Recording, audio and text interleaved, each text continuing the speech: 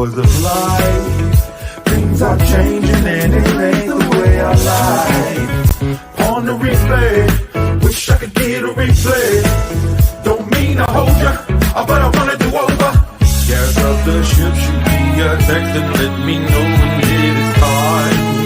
I wanna get off, I wanna get off. One star, would not recommend that we go far from here. I wanna get off, I wanna get off. Stop the world. A music podcast for the culture. Wild, wild thoughts.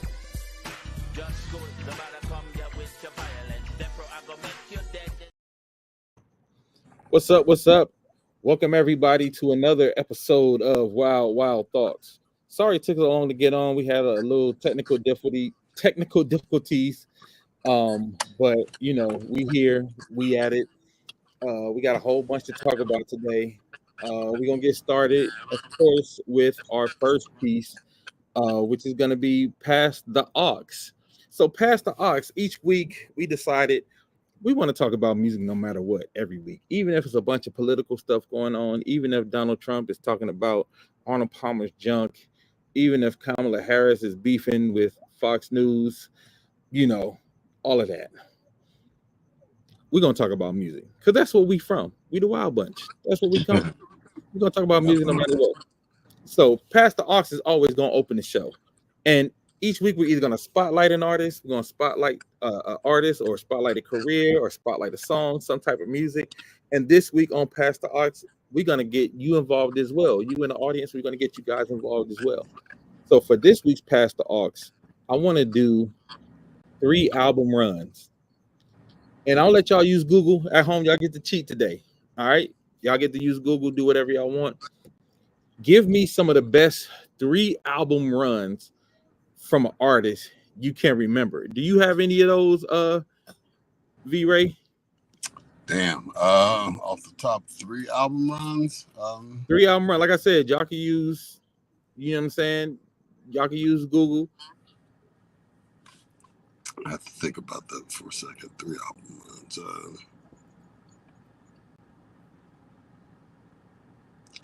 Shit. One of my favorite artists didn't actually live to do 3, but Notorious Big. Well, could we give him because he had a double album? Yeah, he did have a double album, Life After Death. Right? Yeah, so depending on, if you want to slice it like that, then 3 albums. I mean, he had underground shit before that though too. Yeah. So Big, okay. I think Kendrick Lamar had a good Kendrick run. Yeah. Kendrick Lamar had a great 3 album run, starting with what would you start with? Good Kid, Mad City. What was after that? Damn, or was there an album between that and Damn? I think it was Good Kid, Damn, The Pimp a Butterfly, right? Yeah. That's a good 3 album run. Yeah. That's a good 3 album run. I'm not mad at that. What about you, man? What about Stevie, man? Stevie Wonder probably had a couple. Stevie Wonder that ain't even a fair fight, man. He had a damn 20 album run, man. but no, Stevie's dope. And if you're gonna go do throwbacks, I'd say groups like Cameo, which is I'm talking about anybody, any artist you could think of, and everybody in the comments. Like I said, any artist y'all could think of, anybody that had like a good 3 album run. Oh, Shannon Perkins. Okay. Anita Baker with a good 3 album run. What about Off the Wall, Thriller, Bad? Yep. Can't go wrong with Michael Jackson. Right? Let me see who else had a good run.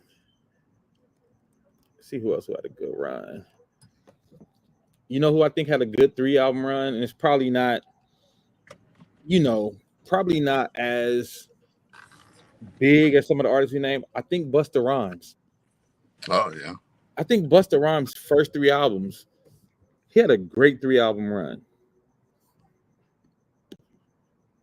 Yeah, he's one of those unsungs. He seems like he's known more for singles than albums, but his albums are solid. Yeah, like I like Extinction Level Event. What was the 3 albums like? and I'm not even talking about Leaders of the New School. I'm talking about his 3 solo joints. Because the first one was the album with Woo-Ha, then the album with Dangerous and Put Your Hands Where My Eyes Can See. Yeah, he had a crazy 3 album run. Actually, his latest albums have been pretty good too, man. He just haven't gotten the. Man, have you heard the new where he redid the bus stop joint? So he redid the old school bus. You know what? Let's pull it up. We might get dinged by Facebook for playing a song, but you know, why not play it? Yeah, and I was like, oh, this is dope. This is a dope summertime joint. You know what I'm saying? Yeah. It's like a dope summertime dance joint. It's like the bus stop, the old bus stop, but he did he called it Bus a Bus 2, because remember he had the other do the Bus a Bus. The Bus a Bus. Yeah. So he did a new it's Bus a Bus 2, but it's to that, you know, to that bus stop joint. And y'all gonna remember the video because it went viral again on I want to say on Instagram a couple years ago. It's funny that sounds like a terrible blend for the old bus stop joint and the Bus a Bus Part 2, but he's the type of artist that's so damn avant-garde that it would work for him and be accepted in the culture. Well, all right. Let's strike it up. It's gonna play a little bit. Yes. Give me some folks up on the floor so we can get down like we've done before. The name of my dance is called the Bus a Bus. Show enough guaranteed to make you jump. Give me a clap right where you stand, cause once you get down, like do it like you bad. Real big clap. All y'all freeze. One more clap. Do the Bus a Bus, please. One time, shake it out. 2 times, smooth it out. 3 times, get crazy with it. 4 times, let me see you do it. 1 time, shake it out. 2 times, smooth it out.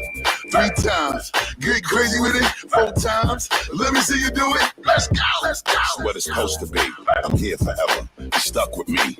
Never worry as long as it's up to me. Pure. Yeah, man. The old school cast is coming with it this summer, man. You had the Busta record, you have the LL Cool J record, and you have the Eminem record, man. They coming with it this summer. Yeah, and at the risk of sounding like an old ass hip hop fan, they really putting a lot of burn on these young cats, man. And there's some young artists that are good, but there's way more that are terrible. Well, it feels like just listen to rappers are like the milfs and stepmoms of porn and shit. They like make them come back all the old niggas popping back up and doing new shit that's outlasting the younger generation. I mean, more the music is better quality, yeah, but also just, you know, the grooves and, you know, the cadences and lyricism and shit like that is there. Well, and don't even mention live performances. You know? I think it's some of the quality of it too, like the quality of like the mixes, you know, the stuff that other people probably don't hear, like the quality of the mixes, the quality and the time it took for the instrumentation, because they kind of getting out of the straight 808, you know, because everybody's using like the 808 kit and the usual, and they feel like they're going back to like that real instrumentation with drums and keyboards, bass, you know what I mean, and stuff like that. So yeah, and some of the newer shit niggas just doing in their bedrooms and shit, you know. Yeah, which ain't a bad thing necessarily, but in comparison to what you're talking about, yeah, because you can make a killer in your bedroom. It got to be fire. You know what I mean? Like, the mix and all that has to take the time with the quality. Going back to the 3 album runs, we forgot about Outkast. That first Outkast 3 album run was crazy too. Who else had a crazy 3 album run? Usher. Usher had a great Yep, we three. were just talking about him last week. Yeah, Usher had a great 3 album run, and hate to say it, R. Kelly. R. Kelly had a good 3 album run. He who shall not be named, the Voldemort of hip hop. Him and Diddy. Yeah, you talk about great 3 album runs. Let me see who else had a great 3 album. And it's funny because I think it's kind of hard. Oh, that's a good one, Shannon. Mary J. with What's the 411? My Life, Share My World. That was a crazy 3 album run. And she got classics on all of those albums. So that's a good call. That's a good call out. Who else had Foo Fighters? I know it's not R&B hip, but it's rock records. But Foo Fighters had a crazy first 3 albums, crazy first 3 album run. Foo Fighters was dope. Yeah, Foo Fighters. Shannon said Janet. What was Janet's first 3 albums? Well, not first 3. What was her? What was, we say Control? It's the ones Control. I forgot the one after that and going in The one something 1990 or 1814 or some shit like that. What's that the name of it? Am I tripping? Janet. Let me look. I'm home now, so I can get back. I can get on the internet and cheat with everybody else. What was Janet's second album called? What was the second? What was the album after? Control was 86, and then Rhythm Nation. Oh, damn! Yeah. Control 1814, Velvet Rope, All For You. So she had more than a 3 album. Yeah, Velvet Rope was dope. Yeah, she had a crazy run. Who else had a crazy 3 album run? Good one. Ron said Cube, America's Most Wanted, Death Certificate, and Predator. That's and that's when Cube. That's why Cube is on my top 5 MCs. A lot of people top 5 MCs, but Cube was a great storyteller. Cube was a great lyricist. Like if you go back and listen, like lyrically, what he was doing, like Cube had a great 3 album run. Yeah. Especially coming out of, you come out of NWA, one of the biggest groups ever, and go solo. That could have been a recipe for disaster. Yeah. I mean, because at the time, Eazy-E was like seen as the lead singer, if you will. Yeah, but his writing was the backbone of even Eazy's shine. Oh, what about Kanye West? College dropout, late registration, graduation. De La Soul. De La Soul. Mm-hmm. De La Soul had a great 3 album run because they had 3 Feet High and Rising. Damn, what was the name of that second one? And I know third was Stakes is High, right? Was it Potholes? No, Potholes was the single. Thanks. Floetry was another one that had if you count the live album, Floor Citizen Live, they had a good little run. What do you think about this run? The Roots, Do You Want More, Philadelphia, Half Life, and Things Fall Apart. What do you think about that album run? See, I was late on the Roots. The Roots? Yeah, okay. I was not as in the know about them. But you made me think of Music Soul Child. Oh, Music Soul Child had a great 3 album run. Mm-hmm. Music Soul Child had a great 3 album run. What up, cousin? That's my cousin Aisha. What up, cousin? What's going on? What up, Rex? Let me see. What up, Rex? Tribe Called Quest, People, Stiff Travels, Low End Theory, Midnight Marauders. Yeah. That's a crazy run. And like I said, Kendrick had that crazy run. Ooh, D'Angelo. Portia said PJ Morton put out the same album 3 times. It was hot though. New Edition. All right, what was the New Edition 3 album run? It was Candy Girl album,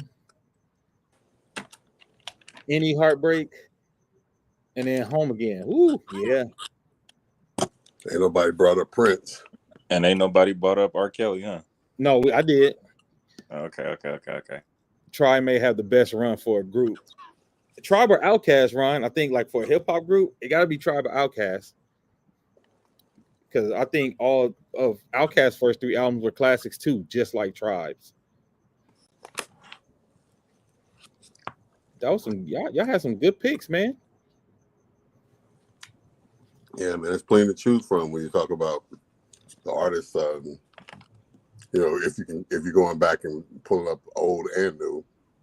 Yeah. Like Prince probably had a damn 10 album run. Far. You're right. Brandy run was crazy. The time. Brandy run was. Yep. Brandy, what was her first album? Just Brandy, right? It was self-titled. I don't remember the one with that run from her first album to the Angel in Disguise album. Jesus Christ. The Roddy Jerkins did. Roddy Jerkins. Full Moon. Full Moon. Oh, yeah. That whole Full Moon album, bro. Yep. What up, Kendall? Good to see you, brother. Any Heartbreak. Yeah, that Any Heartbreak run was crazy. Any Heartbreak run was crazy because almost every song off of that album was a single. That's when you know an album is crazy, when almost every song is a single. I think Any Heartbreak had released singles for like almost 2 years. Like 2 years. That's kind of crazy. I don't know many artists that could do that now, where you just one album and it spans for 2 years. The second album was Have You Ever, and the album, okay, best album ever. K Dot from Good Kid, Mad City, down to Pimp a Butterfly. Yeah, that's crazy run. Probably one of the best runs in modern history, like in the modern era. But I'm gonna go back real quick and talk about the Brandy run of Brandy, Never Say Never, and Full Moon. I don't think she get enough props for her run, bro. Yeah. I don't think Brandy get enough props for that run of albums and the hits that she had and the way she changed. Like, that's the thing, that she grew up during that run. So this, you know, like the I Want to Be Down shit was kind of, you know, she's a little old, you know, big for her britches kind of shit. And yeah. She started talking about love and, you know, saying heartache and shit like that on some of the future songs. I think the spotlight just kind of faded a little bit, but that don't mean the album wasn't off the charts. Yeah. So that's Full Moon. I listen to that motherfucker today. But Full Moon, like when you talk about the production value, like you said, you listen to it today, some music, it feel like it loses a little. Full Moon still in the speakers. If you play it with a record that came out today, it don't feel like it's like, you know, the levels are crazy different. Mariah Carey had a crazy run. Mm-hmm. She had a crazy run. Lil Wayne. Oh, Lil Wayne. Lil Wayne probably had like a 4. Yeah, plenty. I'm just saying. But yeah, Jay-Z, he had like you know what I'm saying? Yeah. The household name motherfuckers, Beyonce. So okay, back in the day. Yeah, Beyonce did have a good 3-album run though, bro. Yeah. LL Cool J as well. Oh, that's a good one. Prince, late 70s to 1996 to the 1999 album, for real. Yeah, Prince had we all know Prince had a crazy run because he had 1999, Purple Rain, and I don't know if we count the Batman one in there, which that shit was cold too. But then he Power Generation album with Diamonds and Pearls. The track that Ye produced for her is my shit. Ron, I love the track that Kanye produced for Brandy. And you know what's crazy? And I say this all the time. Kanye got some of the best vocals out of people on some of his records. If y'all get a chance, go back and listen to Keisha Cole on I Changed My Mind. To me, that was her best vocal performance. Like the way she sounded the best on that record. Go back and listen to Alicia Keys on You Don't Know My Name. To me, that was Alicia's best vocal performance where I felt like she sounded like the most locked in. And the record with Brandy, even though I can't say it was her best vocal because Brandy got crazy vocals all over the place, but there was a great vocal from that Kanye record on her. Stephanie, that Full Moon album was before its time. Yo, that album really was before its time. Like Rodney was on some next level. Yeah, we said Mary J. Steph. Yeah, on Keisha Cole. Yeah, changed my mind. Like I'm like Keisha ain't never sounded this good, bro. And Alicia ain't never sounded that good as she did on You Don't Know My Name. I think she killed that record. I think it was, a great job. Hey man, y'all really kicked in. I love when y'all kick in with the. So Beyonce, do y'all want to say Beyonce, Lemonade, and Renaissance? Would that be the run, or would it be her first 3 albums? That's the question. Would it be her first 3 albums, or would it be that run? Because I think the Beyonce, Lemonade, Renaissance run was crazy. Yeah, but she's almost like one of those artists you can just pick any 3, and the shit that stands up. You know who else? Honorable mention, her first 2 albums are classic. Yeah, I can give her honorable mention because she had same thing like with we were talking about with New Edition. Her first album had so many singles and so many hits. Yep. Stevie Wonder, real quick. Run. Stevie Wonder, Intervisions, Fulfilling This First Finale, and Songs in the Key of Life. What you think about that run? Kind of undeniable. Yeah. The first 3 were her longest runs. When she started to change up her style and image, even though they were popular, they weren't the longest running. You talking about the 3 Beyonce albums? Yeah, I don't know. I think you can get away with either 3, which goes to, her brilliance as an artist. You can literally take both sets of 3 and I wouldn't be mad. Like if you said her first 3 was her best run, I wouldn't be mad at that. But if you said the second half, she said then you had to give Jill Scott an honorable mention too. Yeah, Jill Scott had the jams. Outkast. Yeah, Outkast 3 hit they first 3 hitters, period. Beyonce just kept getting better and better. I agree. I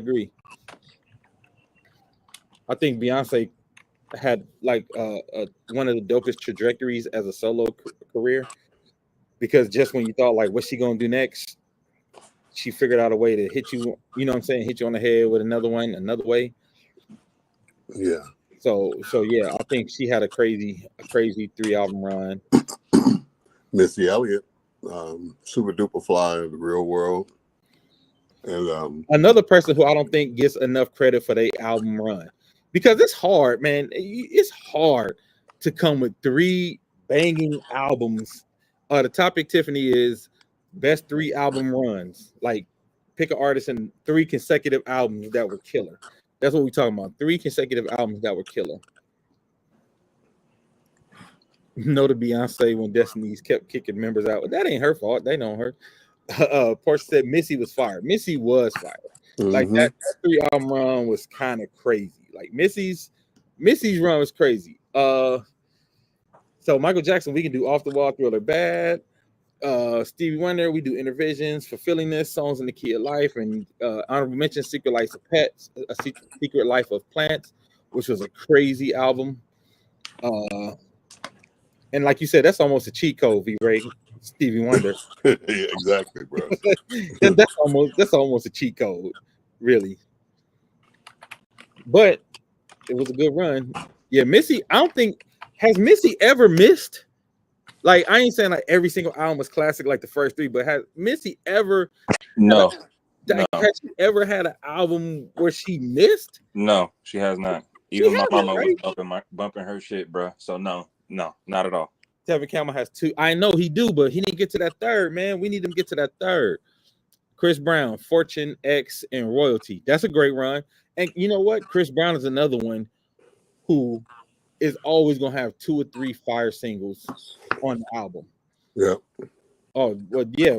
Another cheat code. Ron said Marvin Gaye, The Whispers, Isley Brothers, Maze.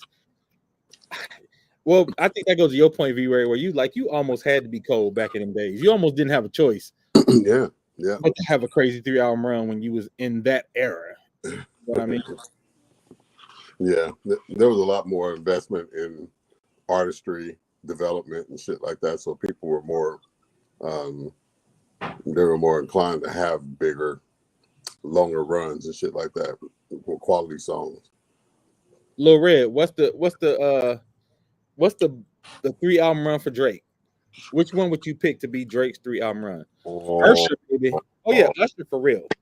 Y'all know we love Usher on this, you know what I'm saying, on Wild Thoughts, but Usher had a crazy run starting with even though I love his first album, every time I think of you, Holding hand. You know, I don't know if y'all remember that one. That was the very, very first single. But starting with the My Way album. That My Way album on, and hey, Usher always had the jam. So okay, so wait, for Drake, Perfection. That's does it. it have to be in order or it can be any one? No, I gotta be in order. For a 3 album run, I gotta be 3 consecutive albums. It gotta be like these 3 back to back. Oh, That's okay. what makes it killer. Okay, well, sometimes people don't really consider that as an album, but it's So Far Gone. What is it? Is it Take Care and Thank Me? No, it's So Far Gone, Thank Me Later, and Take Care. That's the run. Those are the 3. You're right. That's the run. Those are the 3. Cold. Those are 3. He had killers on there. Cold. It's still bumped to this day, but it's just like Rihanna. How do I feel like her 3 album run? I don't know. I feel like her first 2 albums was crazy, and then she had dope singles on the 3rd album. But I'm not a huge Rihanna fan. But I thought her first 2 albums was crazy, but I think that 3rd one had dope singles, but wasn't a crazy album. I was Usher, but I just knew somebody had already mentioned them. Thank Me Later was heat. Yeah, Thank Me Later was that run was crazy. Yeah, Thank Me Later was dope. Yeah, the Drake run was crazy. Drake had a crazy run. You know, Drake, see if Justin Timberlake fits in there, man. But I think he had a dud right in the middle after what was it? Crazy. No. He had a 3 album run. He had the 3 because he had the one. He had the very first one. Justified, yeah. Yeah, Justified. And Future Sex, Love Future Sound. Sex was crazy because that was sexy. 2020 experience. Yeah. 2020 experience. That 3 album run was crazy. Yeah. I like Views too. Ryan. She said no skips for her on the Views, the Drake album Views. She said no skips for her on that. Did we get 50 Cent? Oh, 50 had a cold run. And it's crazy though, because I feel like he felt crazy off after the 3rd album though. That shit was it, nigga. That's 3. Unless you want to go. Justin Timberlake's run is Timberland's 3 album run. She said so. Yeah.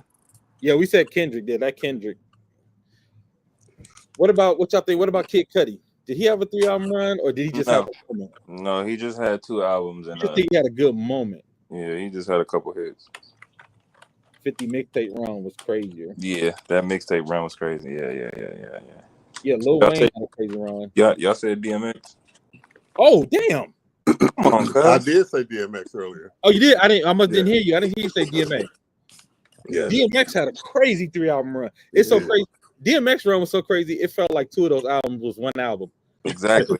Like never stopped dropping singles. Right. He didn't take a break. It was like 2. It was like the first album, 2 albums back to back. So Eminem.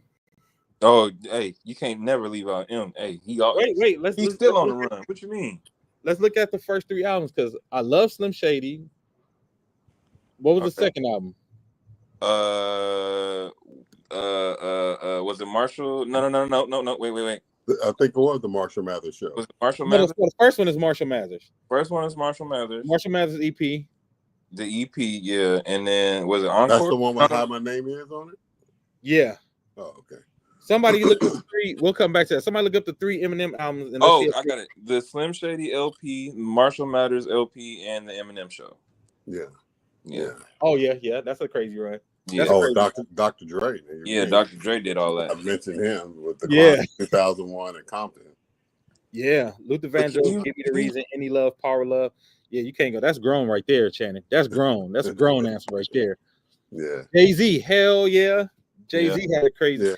Jay-Z had like a 5 album. He had like all the way to Kingdom Come. Like Jay-Z had from, even though people don't really count Streets is Watching, because I love the album, but if we even start from the Blueprint to Kingdom Come, crazy run. Hieroglyphics, a lot of people don't know, but that's like an underground hip-hop group. They had great albums. Yeah, Bell the Funky Homo Sapien. Yeah, the Hieroglyphics had a crazy underground album run. That's a good call, Kendall. Mariah had a hell of a run. Yeah, she did. Mariah hits was so huge. Yeah, we said Janet. We said Janet. But yeah, like Yeah, we have been privy to have some really good music, man, in our time. Black Eyed Peas? No, I'm lying. I'm fucking right. And just to get off like the mellow topic, Gucci had a cold run too.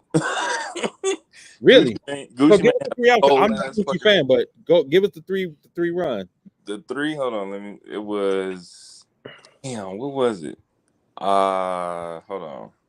But also, I just want to say the albums again. I know I said his name earlier, but Brown Sugar, Voodoo, Black Messiah, D'Angelo. Yeah. Any 3 Earth, Wind, and Fire joints. Any 3. Yeah.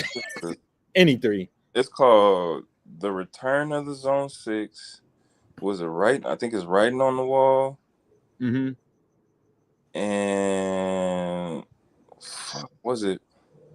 I think it's Ferrari Boys, I believe.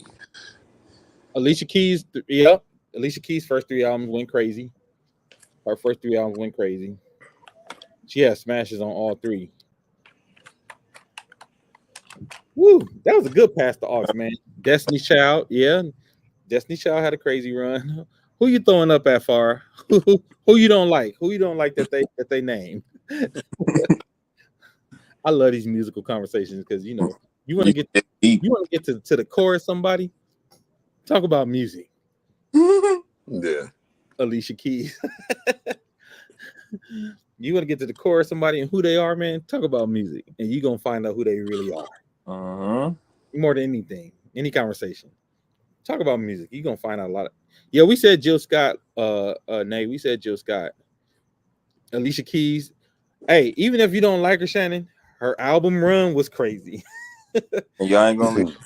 Her album run was crazy. Like Boyz II Men, yeah. Boyz II Men first 3 albums. Yeah. They had a great run. They had their first 3 album run.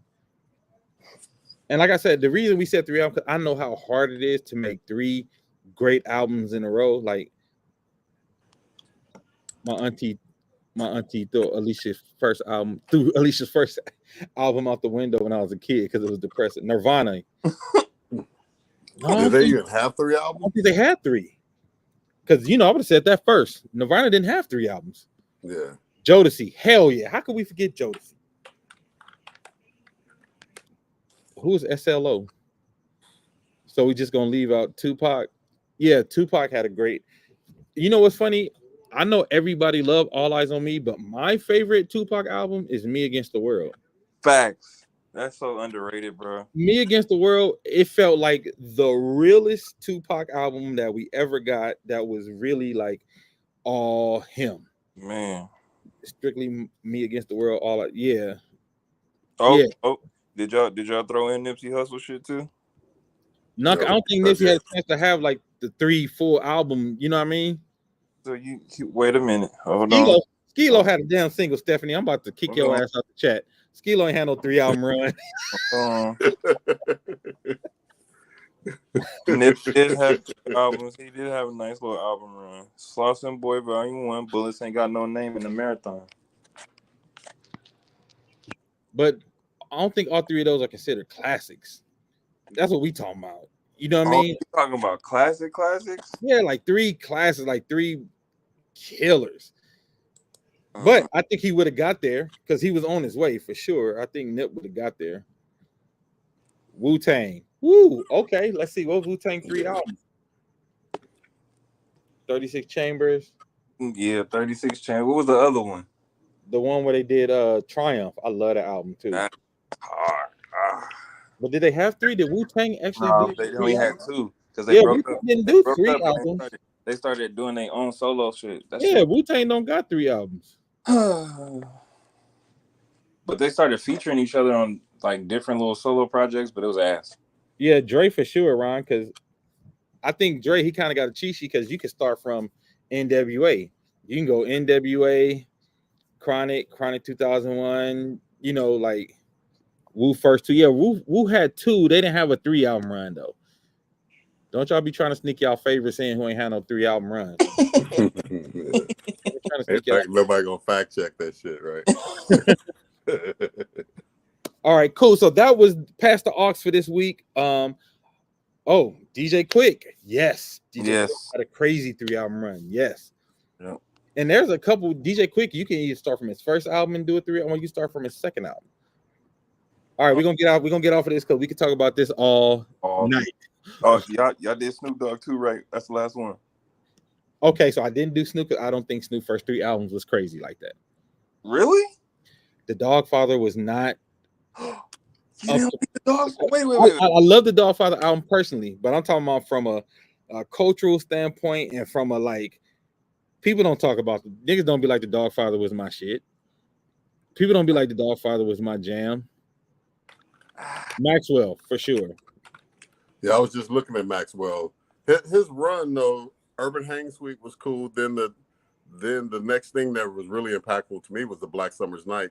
Those 2 albums, Embrya and Now. I don't really even know. I was looking at the track list. Which record had Little Something Something on it, and which record had A Woman's Work? I think those were the Urban Hang Suite album. Let me look. So then which album had Till the Cops Come Knocking? Something Ascension, Don't Ever Wonder was on the first one. No, the Cops Come Knocking was on the first one. They was all on the first album? Yeah, Whenever, Wherever, Whatever is on that same one. Reunion was on that one. I thought those that shit was on the first album, yeah. Okay, so yeah, no, he didn't have a 3. But that Midsummer's what is it, Black Summer's Night, those albums, the one with playing possum and all that shit on it. They released one in 2009 and the other in 2016. Those shit was dope. Just the 2 in between were probably like for hardcore Maxwell fans, they were some shit, but they weren't like what we're talking about. Yeah. But he has in his catalog, he has enough to qualify, but not consecutive. Portia said his first album is a 3-album run, for real. Damn near, it really is. Yeah, because I really thought those were 2 different albums with all them hits that came off. I thought that was all first and the second album. Okay, yeah, no, that Urban Hang Suite is crazy. Then that's no skips. All right, so next we're gonna do our community spotlight, and tonight's community spotlight is gonna be a young man named Grayson Roberts, 10-year-old drummer. Goes to the school for the blind, but he has been doing amazing things. So I want to send a shout out to him, and I want to see if we could do something for him tonight. So he just came back from Africa, and when I say this kid is doing amazing things, so he went out to Africa because the kids didn't have enough canes, and he did he wanted to do a fundraiser. So he did a fundraiser. He partnered up with the White Cane Company, and they were able to take 163 canes and a monetary donation to Africa. So they toured the school. Him and his mom toured the school for the blind. 400 preschool, high school students that lived there and attend classes. And so there's a music class. And I saw a video of the music class, and the music class is super, super dope. But their drum set leaves a lot to be desired. So I wanted to see if Wild Thoughts and Wild Bunch and our fans and our crew could try to help Grayson get a drum set to the school, because I think they're doing great things. Like I said, it's 400 students. They're doing music. So if y'all can, please donate. The drum set is about $600. The drum set is about $600, and we'll have it shipped directly to Africa. We'll have it shipped directly to the school. So if you want to donate, I'll put it in. If you want to donate, you could donate to his Venmo or his Cash App, and both are Grayson View. All right, that's his Venmo and the Cash App. I'm sorry, Grayson's View. Let me put it in the right way. Grayson's View. Grayson's View. All right, that's the Venmo and the Cash App. So if y'all can, please donate. Anything helps, man. Don't think anything is too small. Anything helps. I think he's doing great thing. The kid is 10 years old. He's a dope drummer too. He's 10 years old and he's doing fundraisers. He's like going out helping people. I think it's kind of amazing. I think when you get a kid that's doing something like that, we got to do what we can to support him. You know what I mean? Like we definitely got to support him. I will, Tiff, and Tiff, I know you know a lot of people too. So if you can, spread the word. And those in the comments, if you can't donate, tell somebody to donate. Hey, it would be dope if we collected that money so we would know how many of our people, contributed and then passed the lump sum over to them. I mean, we can do that too. Yeah, because that way we know how much impact, how much reach, our conversation about it had. I mean, not to like be glory stealing, but I'm just saying that I mean, really to be able to give it, give it back to the listeners to say thank you because we have a definitive amount. We don't have to call people out who donated and who didn't. But you know what I mean? Well, you know what? And that's what I do too. In conjunction with his mother, shout out to Terica, and in conjunction with the mother Terica, I will find out from who our people donated to, and we'll get an accounting so we could give everybody a shout out on the show, and let people know what they did. We at KMG Solar Panel Cleaning Services and Exclusive Transport LA have donations. Send over the Cash App. All right, bet. I'll see if I could tap in some of my musical resources, see if they can throw in some other stuff. That would be great, Tiff. Crazy thing, Stephanie said, crazy thing, we just celebrated White Cane Day, October 15th. That's what's up. And I know Stephanie does a whole lot. She does a whole lot for like School of the Blind and for people in need. Stephanie has visual impairment issues herself, but she's always helping. She's always doing a bunch. So shout out to Stephanie for that. And when Stephanie gets ready to do her gala and all the other things she does to raise money, we're gonna make sure we get some donations out for that too. And this is something new that we add into the show, but I want to start doing a community spotlight because what's the point of having a platform if we don't use it to help folks, man? Anybody can get on here and talk all the time, but I want us to actually talk, and I want us to do, and I want us to start helping and putting our money where our mouth is. Tiff says she don't need to shout out. I mean, you don't, but I still think it's cool to acknowledge people who help people. If nothing else, I could say thank you. You know what I mean? If nothing else, I could at least say thank you. So again, Grayson Views. I'll put it in here again for everybody. And if you want me to send it to your inbox directly, I will. So maybe that as people donate, they can put something in the notes to say, just put the name of the show in the notes. And that way, if like you said, if you follow up with his mom to try to capitalize what was donated, they'll have that as a reference point. Yeah. So this is his Cash I'm just making shit up right now. This is Cash App and his Venmo, Grayson's View. You can use both for the same. Stephanie said, what you can do, let me post it. What you can do is maybe tell the listeners, put the Venmo or Cash App note that they are listeners of your show. Yeah. So just put in the notes, put Wild Thoughts or Wild or whatever, so they'll know that it's coming from us. All right, because like I said, I want to get these. It's going to be surprised. I got videos sent and I saw the kid playing on the set, and I'm like, oh, we got to get them a real set. Like my man's set was falling apart. When's the deadline? You know what? I didn't really set a deadline, but I'll send over once the show is over so I don't drop off. All right, good stuff, Ron. Let's set the deadline. I want to say 3 weeks. That seems fair. 200 a week. Yeah. Average donation. Yeah, 3 weeks. Let's see if we can send a drum set over to the kids in Africa for 3 weeks. Like I said, these kids are 400 kids at the School of the Blind, and the people there, the workers. I want to get my man's name right. Dr. O. Dr. O is there doing great stuff, but he's got limited resources, as you know how it is over in Africa. He's got limited resources. So we want to see what we can do to help these people. Dr. O is actually blind himself too. The guy who runs the school is actually blind himself, but it's like really dope. If y'all get a chance, going over, let me see where the Instagram is. Send y'all to the Instagram. So the Instagram is Flight for Sight. Nope, that's not it. Oh yeah. Go to Flight for Sight because that's where Grayson does a lot of work with them. Flight for Sight. Follow Flight for Sight. And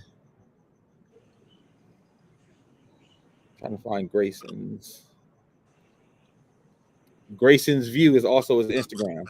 All right, Grayson's View is also, so you can go over there and look and see that this ain't a kid I made up, and I ain't trying to get a drum set for us. So go follow Grayson's View. You can see him on this trip to Africa. You can see him taking the canes. You can see him at the school. You can actually see the drum set that we're trying to replace. As a matter of fact, let me see if I could pull it up so you guys can see it. You know, I'll be forgetting that we got this technology.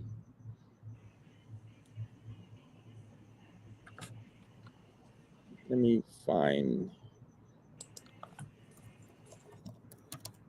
And everybody who's chiming in, who's going to help out, I appreciate y'all, man. I think that's really, really dope. So, all right, let's share that page. This is what it means to use your platform for positive impact in the community. But that's the whole point. You know what I'm saying, Tiff? Like, we got to start looking out for each other. We got to start doing. We're going to see Emery Chris on our YouTube page bamming out the drum set. No, she already got her set. You know what I'm saying? She already got her set. All right, let me share it. Here we go. All right, so this is Grayson's View. This is his Instagram page, and this is him at the school. You know, he's passing out canes. This is his trip to Ghana. Dope kid. Like I said, the kid is really, really dope. This is him on the drums, and this is the drum set that we want to replace. Oh yeah. Oh my God, that's horrible. Yeah. And the snare stand was falling apart while he was trying to play. So The cymbals sound like pie pans, bro. the cymbal sounds like paper. So this is what we're trying to replace, guys. All right, so this is what we're working towards and what we're working for. So if y'all can, like I said, donate Grayson's View, and we'll keep y'all abreast on what's going on and see if we can reach that goal of $650 to send the drums over there. And you know, I think it'd be something dope to do. And once we get the drums over there, hopefully they can send us a video of the kids playing the drums and all that stuff, so y'all can see, you know, that y'all actually made a difference. All right. Let's argue. So somebody sent me a video, a couple clips of Cam Newton and Corey Holcomb. Now, no, Steph, he doesn't live in Africa. He's actually from out here. So he flew from here to there to take the canes and to make the donation to the school. So he raised all the money and stuff and partnered up with the cane company. And then he went over there and took it to Africa. So he lives out here. I'm trying to set up like the next Wild Bunch rehearsal we have, like when we're at like a rehearsal spot. I want to have him come through and hang with us. You know what I mean? Have him come to a rehearsal with us or whatever. So yeah. She said not those two. Yeah. And like, so me, y'all know I generally try not to promote the BS.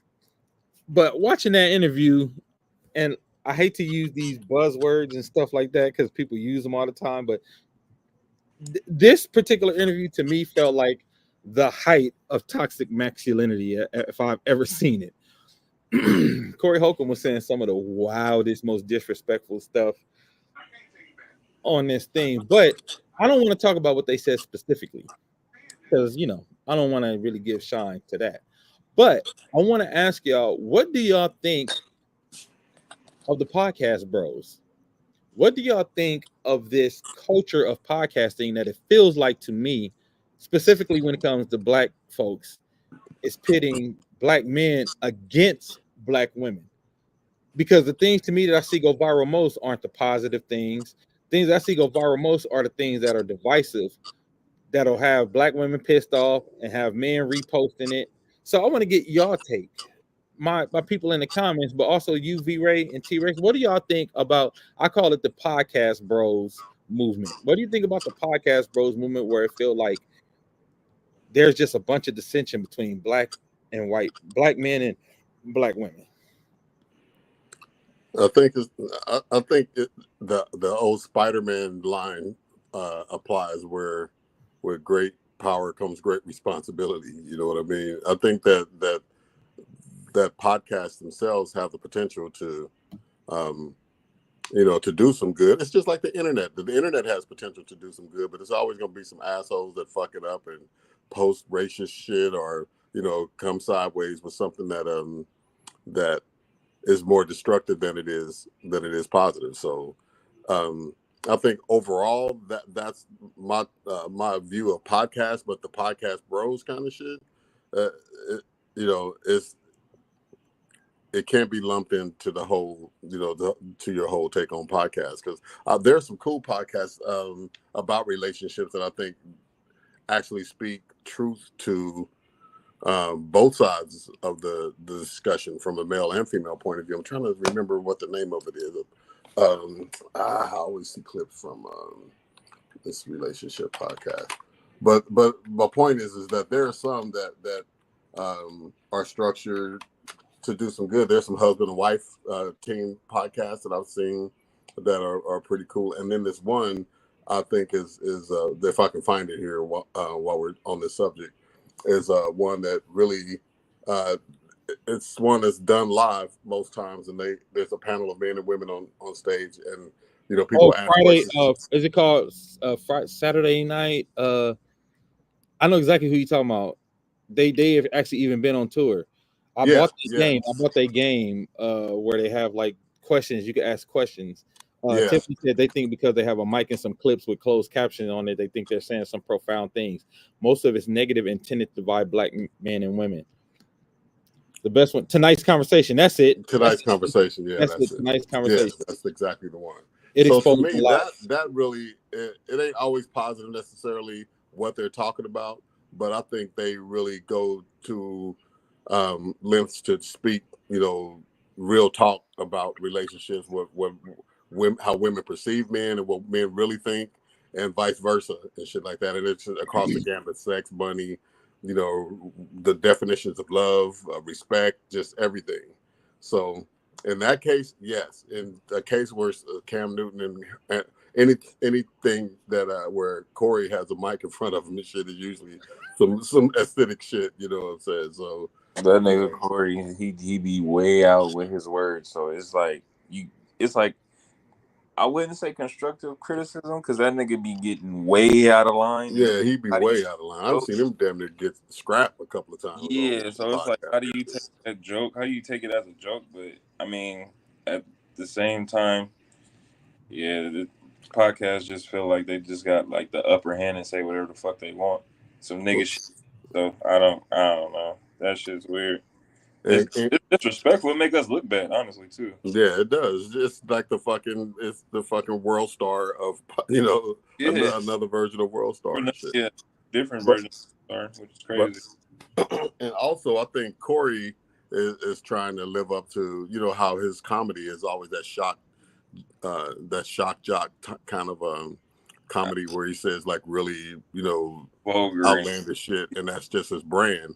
But you know what I will say is he's a dark humor comedian to me. Yeah, comedian. Dark. But when it comes down to real life shit, exactly. I was gonna say I think his dark humor is more to his real life. Let me read some of these comments because we're getting a little behind on them quick.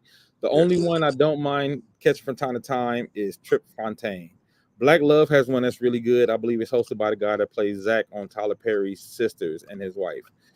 As a fan of Corey's comedy, I can separate the jokes from the person on stage. He's hilarious. Off stage, I don't agree with quite a few of his takes. I don't really watch podcasts that deal with relationships, as they don't reflect what I see in my day-to-day life. I do find some a bit funny and others unwatchable. That goes for men and women shows. I also despise reality TV, so don't see the banner directed towards Black Love. Tiff said they share it as an opinion based on their experience, and I'm speaking as if it's biblical. Tonight's conversation, yeah. Corey is a true, most of the comedians and hosts making jokes are not living what they're speaking. Most of them are playing it up for the cameras. It's his stick. Exactly. Yeah. But like you said, V-Ray, when his stick gets to a point to where it's like past the normal jokes, right? Where you feel like it's like really just shitting on black women overall, where he's not even talking about his personal experiences anymore. Like a lot of stuff feels like he's just shitting on black women as a whole. I think that's where I'd be like, I'm not rocking with that. You know what I'm saying? So I do wish more podcasts we had more podcasts that talked about positive stuff when it came to just love and healing overall, but also that stuff don't go viral. That's not the stuff that people repost. People like to repost the toxic stuff. People like to repost the salacious shit, and that's how you see it, and that's how you come across it. So, like I said, I watched a little bit. I couldn't even watch the whole thing because I'm like, some shit you don't even want to let into your spirit. Yeah. You know what I'm saying? Like it's so toxic and acidic. I was like, I kind of don't even want this on me. I don't want this shit on my soul. Like, just like how you be flipping through your phone and see a post you don't like, nigga, flip your thumb and flip that post. Fuck that. Don't watch that shit. It's not worth it. Yeah. A lot of times niggas just posting that shit is clickbait. There may not even be something the poster or the reposter subscribes to, but if they're monetizing their shit, trying to drive it by amounts of clicks and shit like that, then you're gonna see a lot more of those headlines like the National Enquirer type shit. You know what I'm saying? Yeah, and niggas is the first ones to step on each other in that sense and do exactly. it egregiously and then want to bang about it in the comments and shit. So well, that's like Jerry Springer. Yeah, but I was gonna say too, I don't even like that. I feel like it's like people have learned that monetizing Black women's pain is a thing, and they like going after that. You know what I mean? Yeah. Like I feel like they know. Like if I say some wild shit about Black women, it's probably gonna blow up. It's gonna go viral. Yeah, troll. And, Yeah. You know what I mean? So I feel like a lot of people are like literally using Black women's pain for clout. Right. Because some of the stuff they do and say, I'm like, what? Yeah. And then to really spark it off by opening another profile and get it, and get in that same conversation chain as somebody else. And keep the shit going by saying some more outrageous shit. What I'm saying? Trolling your own shit. That's what it feels like. Stephanie said it's very unfortunate too because it's always been that way. Even in the media, on the news, if they do play something positive, you're only gonna catch about 1.5 minutes of that segment. When they play some at the very end of the news show, the rest of the time, none but negative stuff. That's true. Ron said I'm conflicted. I like sugar free, but despise pimping. It's the devil and angel on each shoulder for me, the yin and the yang. Laura, a lot of hurt people out here will only post what they can relate to, and that's what it is. Like when you see the post, people are reposting what they're going through, what they're dealing with, time, what they're feeling, and I get that. But like I said, I feel like a lot of times, Black women specifically end up being the butt of the joke, or they end up being the one paying used for clout. Like even putting somebody like Jaguar Wright on Piers Morgan on TV, like to me it feel like making the Black woman the butt of a joke. Like y'all know something wrong with this lady, y'all know something wrong with this woman, and you're gonna put her on national TV to talk wild. Yeah, I don't like, you know what I'm saying, I don't like none of that. I don't like none of it, man. So that's how I feel. Zoe Williams used to be on Corey's show, has a pretty good relationship podcast show. His relationship book is pretty good. Okay, that's good to know. Not just the butt of the joke or pain being used, but they're being hurt all over again by that individual as well. Yeah. And that's the thing, because it's just like this constant like trauma. You know what I mean? It's like this, it's called the relationship dismount. Okay, that's Zoe Williams show. All right, check that out, y'all. Like I said, I don't know, man. Like I said, I didn't want to, because first I was gonna show some clips from the Cam Newton show, and then I just like, you know what? I don't want to promote that. You know what I'm saying? Like I don't want to promote the things that even if it's for us to talk about it, we don't have to show what he was saying to talk about it. Because for the most part, like I said, everybody in the comments, y'all pretty much know what Corey Holcomb be on anyway. And I'm just like, I can't support that. And I ain't saying I ain't saying nobody perfect or nothing like that, but I don't think it behooves us to continue to try to get off the trauma of Black women. Do you think Cam Newton is trying to save face after the Dr. Brian interview? No, I think Cam Newton genuinely just likes to talk to everybody. I think Cam Newton generally likes to get different points of views from everybody. Because I watched a lot of Cam Newton's interviews, from people like Dr. Brian to interviews with sports people, or when he's talking to politicians or rappers, entertainers, whatever. I think Shannon, I think Cam really just likes to talk to people no matter what.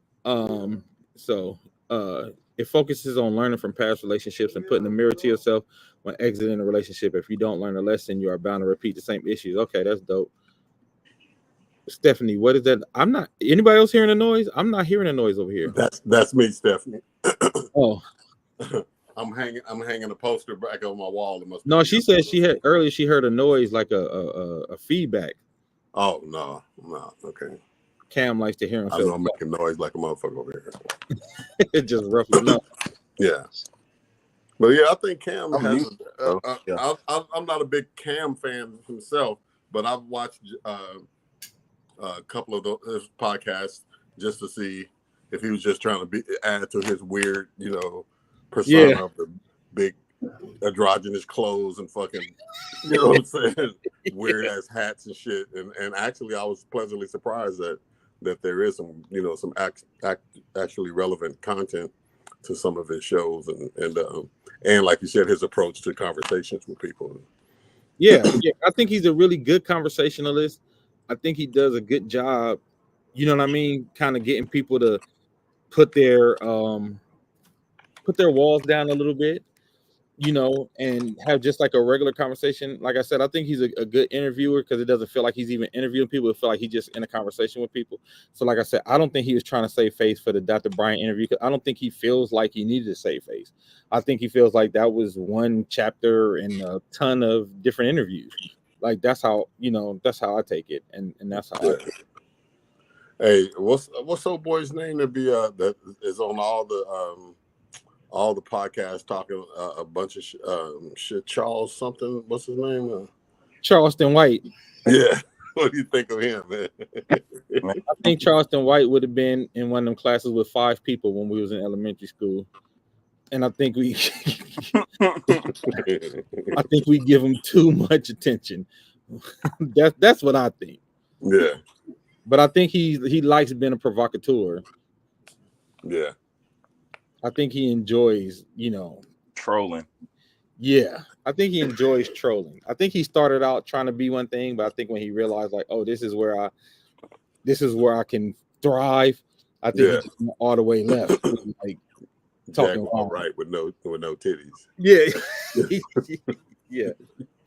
And just listen, man, you look at him, I'm like, you can tell the boy's a little touch. Y'all stop acting like this boy ain't a little special. Yeah. You could tell. It's amazing how so many people continuously say they are not perfect, but yet on the flip side of the coin are always looking for perfection in other people. Human nature. What I hate when listening to conversations are people who never say to the person they are speaking to, you right. Cam seems to always have something to deflect from what the person he is speaking to has to say, only to say the same thing they said his way. It's like, bro, they just said, well, I think Cam does that because that's an interview style, right? Like Cam and even like Stephen A. Smith, some people have a contrarian interview style because they feel like if they go against everything you say, they're gonna get more out of it. They're gonna be able to, you know what I'm saying? Like be able to pull more out of you by being contrarian as opposed to agreeing with you. That's what it feels like when I watch Cam's interviews. Like I feel like sometimes that ain't even the way he really feel. I feel like he just be like, well, what if I said the devil's advocate? You can see the wheel spinning, right? You can see the wheel spinning when he says it. Like, what if I said, like, so I think that's kind of his shtick, if you will, in regards to how he contrarians like Clipper fans. That's funny. But I think that's his shtick if you were to get the best interviews out of people, because some people interview in a more chill way, like Sean Evans from Hot Ones. He gets his out by being unthreatening, so he lulls you into feeling like you could tell him anything like that. And while you're eating hot wings, you can't think straight. Yeah, you can't think straight. You eating these hot wings, you're just telling them everything because you just want to get it out while your brain is on fire. Yeah. But then you get the people like Cam Newton and Stephen A. Smith and Skip Bayless, who like to be contrarians to really get your goat going and try to get you to say something wild, because that's what gets the clicks, right?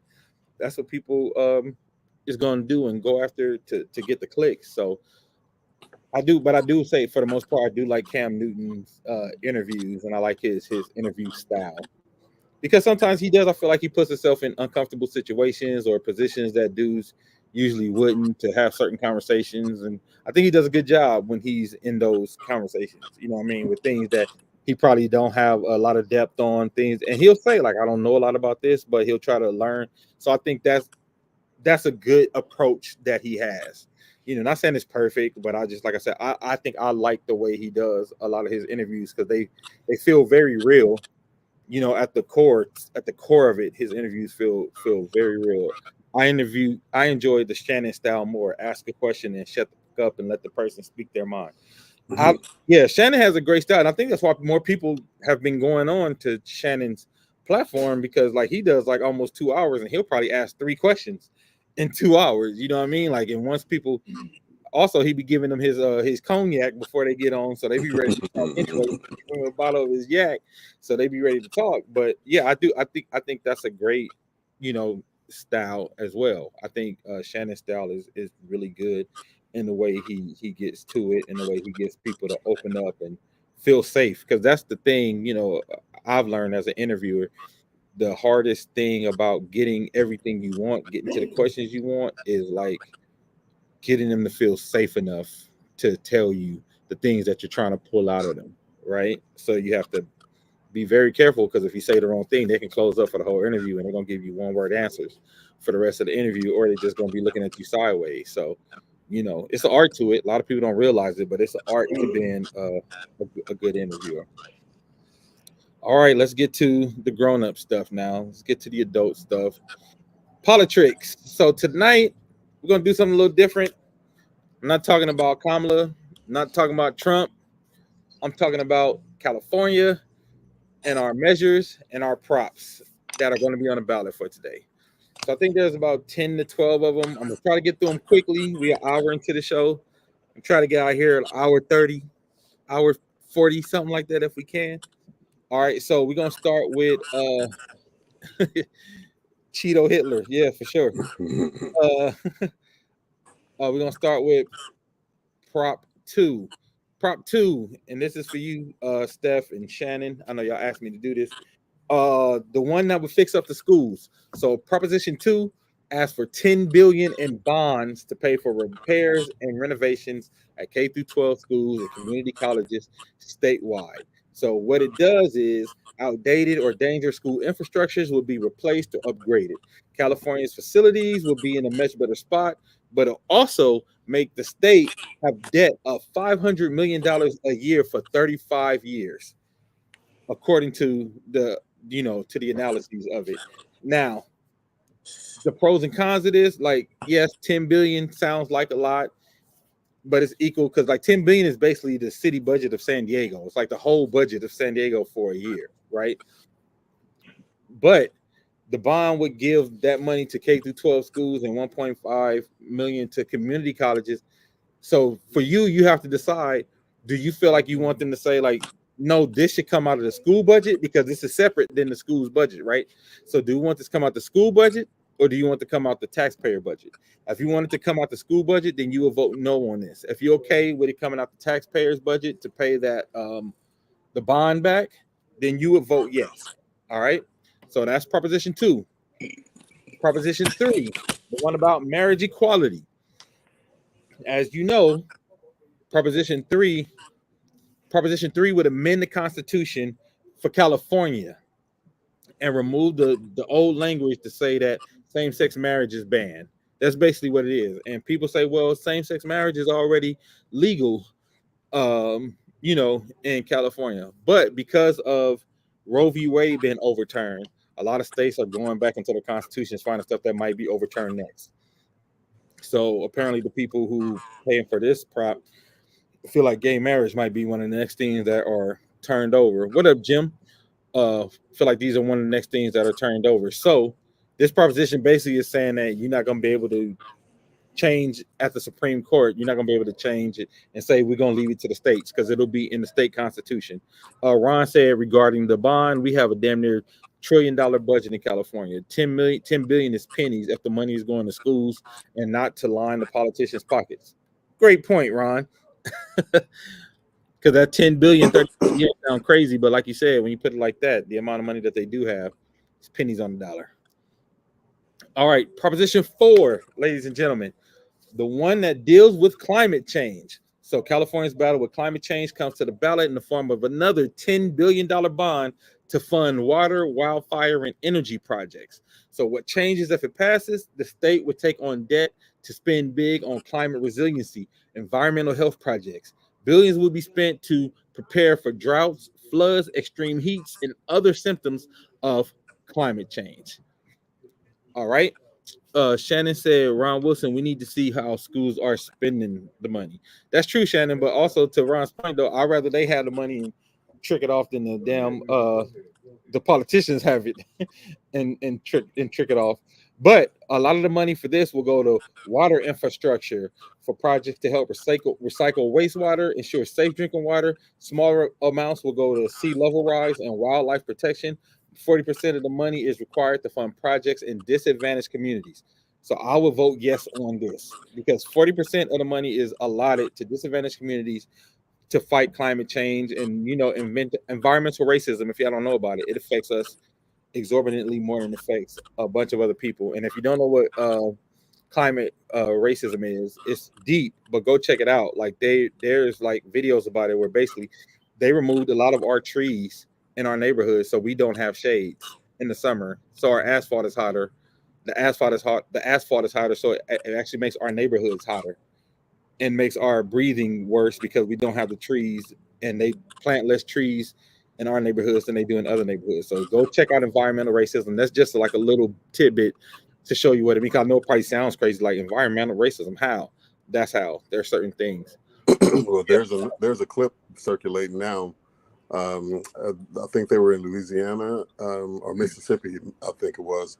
They were discussing the pros and cons of some ballot measures and stuff like that. I forget this dude's name. Is black dude that stumps for Trump. And there was a local person. I guess he was a politician in Mississippi, and he was talking about how environmental racism impacts them, and that they pass laws so that that they can bring these not refineries but factories into the black areas that create a lot of pollution and a lot of do a lot of environmental damage, and they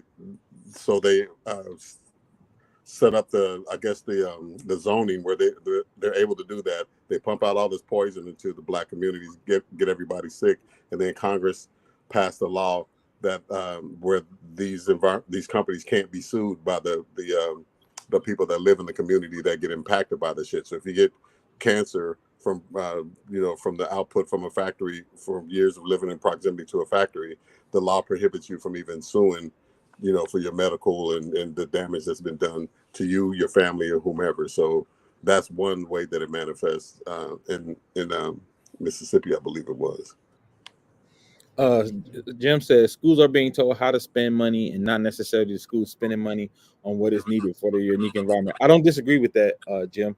But like I said, I'd rather fund the money to the school and then deal with the problem once the money gets to the school, as opposed to them not getting the money funneled to the school at all. Shannon said too many schools are being open with no oversight of curriculum or every. I agree with that, but I think that's a different thing than this proposition, Shannon. This is for existing schools. This is to fix the infrastructure for existing schools and stuff like that. This is not for money for new schools. And I'm curious too about that and the environmental bond measures of how many years. You say it's like 35 years of debt for 35. Yeah, you have to pay back $400 million a year. A year, yeah. But what length of time is that 10 billion? Parched over to, you know what I mean? To like, do the is it for 5 years or something like that? And 10 billion is spent on some type of deadline to make sure the infrastructure. That I don't know. Yeah, I don't know. That I don't have to look and see if the language is there for that part. Yeah, I don't have that information. So Proposition 5, the one that makes it easier for cities to borrow for housing. Cities to borrow. I think I do know the interest on the bonds. Let me go look up and see the interest on the bonds. Let me go. 10 billion.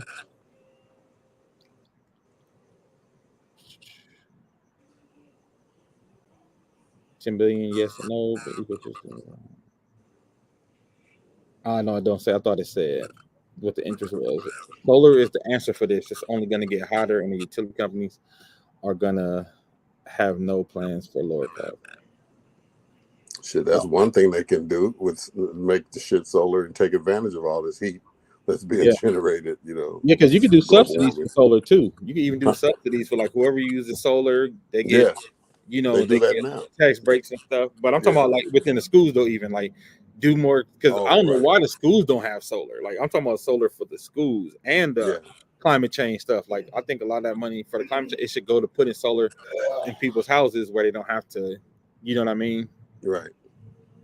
All right. So Prop 5, the one that makes it easier for cities to borrow for housing. Prop 5 would lower the voter threshold needed to pass bond measures to fund affordable housing and certain types of public infrastructure from 2/3 to closer to 50%. Now, this one is interesting because local governments will find it easier to borrow money for affordable housing, but we all know how that affordable housing shit goes a lot of the times. Affordable housing, they just do like 3 apartments and the rest of it's condos for people who can't, people in the neighborhood who can afford it to knock out the people who can't. So I'm always leery when I hear affordable housing, but groups pushing these projects will also have to include certain accountability requirements to ensure the money is being spent responsibly. Now, to me, I would say, me personally, I will vote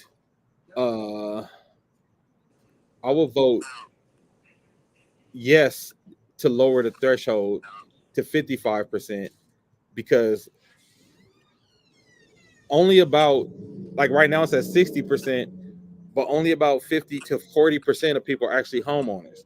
So you got a lot of people voting on the bonds and the money to go out that aren't homeowners. So when they vote on these bonds and they vote for people to be able to borrow this money, the homeowners are the ones who are gonna have to pay these taxes. So I think if you lower it to 55, you get more homeowners who get to, the vote is based more on homeowners than everybody, basically. Most schools have solar canopies or in plans to add more solar to cover costs. It's just getting the money out of the budget to get the project built. Canopies and charging stations are coming, getting an electric or hybrid vehicle.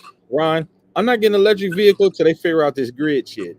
So I've been talking to people about the electric vehicle situation. They said we're not even set up for everybody to have an electrical car yet because it'll mess up the actual electrical grids in the city. And until they get an electric car that can drive to Vegas, I ain't getting one. Right now, you got to have charging stations all the way up. I know somebody that got an Audi said they can't even drive. You paid all that money for a damn Audi and can't even drive to Vegas because there ain't enough charging stations in the desert in between. So once they figure out this electrical grid, I would get a hybrid vehicle though, because I just took a hybrid Ford Fusion up to Vegas, and I got up to Vegas on half a tank, even with gas as high as it is. I got up there with half a tank. So that's what Prop 5 is about. Let's go.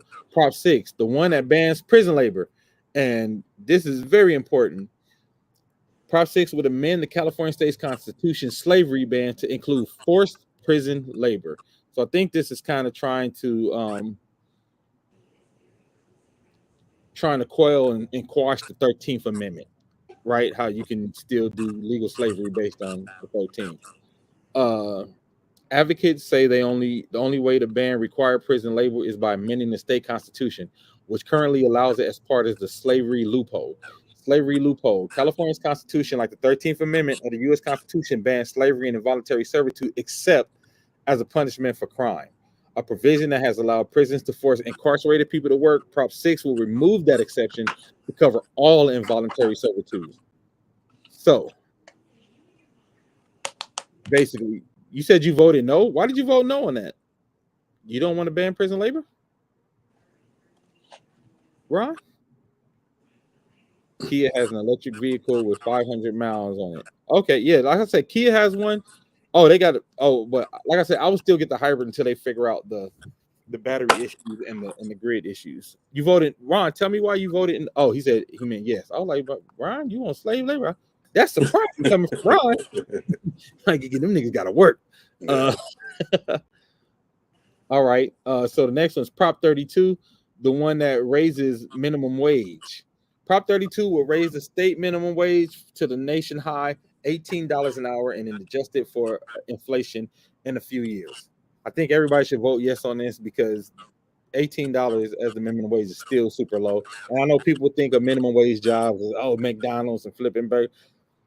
Most jobs that are now entry level, even if you have a degree, start you at minimum wage, people.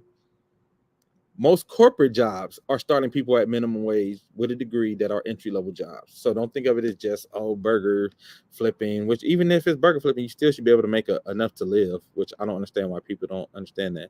If you look at the labor in Alabama, it's sickening. Do we want to lower it to 55% when we are talking about billions in bond money plus interest? Yes, I think you do. I think you want to lower it to 55 so the people who are actually going to pay the taxes have more say. That's my take. Prop 33. This is a very controversial one a lot of people have been talking about. This is the one about rent control. Prop 33 will give local governments greater freedom to enact rent control. And it's the most expensive thing on the ballot this year. The big dogs on either side of the debate have combined to throw $100 million at the measure in a year when overall spending is down. So if it passes, cities and counties would be able to enact new, more aggressive rent control statutes, including on newer buildings and by capping increases at lower levels than currently permitted. That would likely lead to more variable housing policies across the state as municipalities look to tackle shortages or potentially deploy their new authority to prevent new construction. So I would vote yes on this one. I will vote yes on 33, me personally. But like again, you said you look it up yourself. But this is to help with rent control because they're getting out of control. Like I know they raising rent on people $100 every few months just because they feel like it. Skilled labor people, nothing under 22 to start with no experience. All right. Prop 34, the one that goes after a political spender, Michael Weinstein. This is weird and crazy to me because this one is specifically been designed to kind of go after this dude named Michael Weinstein. He got the AIDS Healthcare Foundation. He makes a ton of money in fundraising, but he uses his money for things like the prop right above, for Prop 33. He used a lot of his money to go into Prop 33 to get this rent control bill passed. What Prop 34 is, they basically saying we don't want you to be able to use your AIDS money for rent control bills. You got to use your AIDS money for AIDS. So that's what that one is. So you vote on that however you feel, whatever your conscience tells you. Prop 35, healthcare taxes. Prop 35 would make permanent tax on certain healthcare plans and require that the money go towards Medi-Cal, California's public health insurance program for low-income residents. So the tax on health insurance providers known as managed care organizations or MCOs is set to expire in 2026. Prop 35 would extend its life and require the tax revenue fund Medi-Cal, stopping politicians from shuffling it to meet other needs. So this is a way to kind of keep politicians from being able to move Medicare money to other places. So I personally would vote yes on this for our older people in our family and in our lives. Prop 36, the one that's tough on crime. Prop 36 would increase penalties for repeat offenders of certain theft and drug-related crimes, reclassifying them as felonies instead of misdemeanors. So what it would change? Prosecutors will be able to charge offenders who have 2 prior convictions for crimes like theft and drug possession to be charged with a felony rather than a misdemeanor. Prop 36 will also create a new crime category for treatment mandated felonies for those repeatedly convicted of possessing hard drugs. They would then have the option of participating in mandatory drug treatment instead of going to jail. I'm paying for Cobra now as an entrepreneur Negro, and man, healthcare is crazy high. Yeah, it is. Yeah. So let's get into the weeds of this one about tough on crime, the new tough on crime initiative. So ultimately, this is debate over whether California should return to some of the tough on crime policies that were relaxed as the state became a national leader on racial justice and rehabilitation. Prosecutors argue these changes have stopped them from aggressively pursuing dangerous criminals, and business interests felt that the state wasn't doing enough to combat retail theft. Opponents argue the measure is overly punitive and will return California to its era of mass incarceration and the war on drugs. They also point to the measure's price tag, noting that it doesn't include funding to cover the cost of its court-mandated treatment and the increase in the prison population. So for me, I feel like I would probably vote yes on this ballot only because of all the smash and grabs that we've seen, all the people who've been robbing people because they know if it's under $950 that they robbing, they won't get a felony. It'll be a misdemeanor or something like that. I feel like when DA Garcon came in, I think he overcorrected a little bit and made the laws a little too lax in California. Now, this is me personally talking. This is not the views of Wild Thoughts. This is Dane Crawford. This is my views. I feel like he overcorrected and it got too lax, and that's why you see a bunch of, smash and grabs. You see people getting robbed. My little cousin just got robbed for his phone the other day. Chains getting snatched. At the mall, they have the kids doing these flash mobs, smash and grabs, but that's because they know, these people going to CVS just walking out with shit, bro, in the Coke factory, because they know they can't really be arrested for it. So for me, I will vote yes, just because I feel like we need to find some balance between what Garcon did and what this bill did. That's just me though. Ron said voted no for me. They throw this tough on crime shit in there, and we are the ones who go down to high. I agree, Ron, but something got to be done because this Wild Wild West shit ain't working either, bro. This is Wild West shit. This ain't working. Living in the Bay Area, those robberies have made businesses close. People have moved out of the neighborhoods and even it's been bad, and that's why you see like people walking up while you sitting out. If you eating out on the patio, they walking up and robbing you in broad daylight. Like, nah, bro. Nah, get the kids things to do. We need program. We do, Ron. We need that, but we also need to stop these people from robbing people right now. We need programs. We do. But we need to stop robbing these people. Like it's bad. It's really, really bad. It's really, really bad. And our kids are suffering. Like I said, they're getting robbed at a super high rate because people know, like, if I just take this phone and I get arrested, it's gonna be a misdemeanor anyway. Or they're gonna kick it out. You know what I mean? So that's where I stand on it. I think those are like the main props. Oh, wait. Los Angeles County, Measure G, the one that overhauled the most powerful elected body you're probably not paying attention to. Measure G would change the structure of the Los Angeles County Board of Supervisors. If it passes, the county will get 4 new supervisors districts starting in 2032, increasing the total number of seats from 5 to 9 and introducing an elected county executive position. It will also create new ethics and accountability requirements for the board. I know what this is about. I would vote yes on this because that board of supervisors has been out of control and they've been going too unchecked for too long. For me, I'm with it because the board of supervisors has been wilding. And I know a lot of inside about what the board of supervisors have been doing. They've been tripping. All right. The one in Orange County that would let non-citizens vote would allow non-citizens living in Santa Ana to vote in local elections.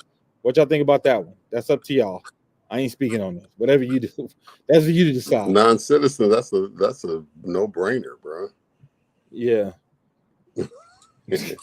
They move out, buy property up. That's part of gentrification. Make the prices go up. Make the prices go down. They buy it cheap and then send actual authority to address the issue, and the prices of the homes go back up. See downtown LA.